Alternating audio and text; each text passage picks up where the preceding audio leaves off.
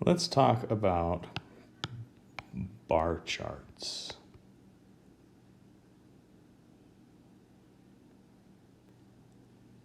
A bar chart is based on a table.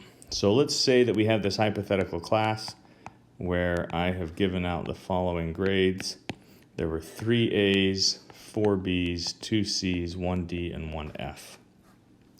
So to make a bar chart running along our x-axis, we just have the options that were available to us, A, B, C, D, and F.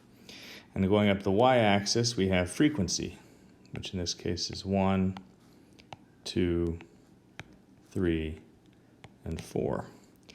So the bar chart is just that the frequency of each observation, so 3 A's, is now recorded in the height of the bar. So we have 3 A's. We have 4 B's, 2 C's, 1 D, and 1 F.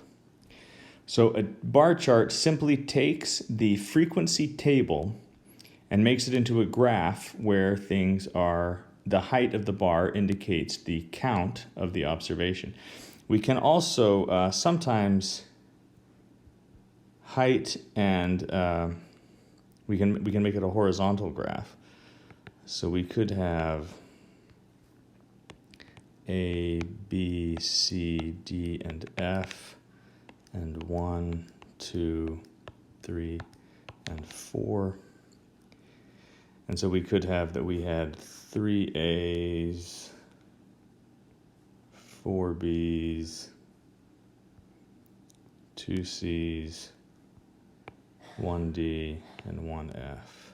So sometimes a horizontal bar chart can be used, but it's really the same idea.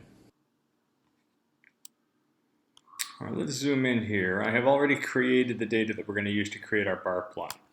The first thing we need to do is calculate the frequency of these data, which is the table command.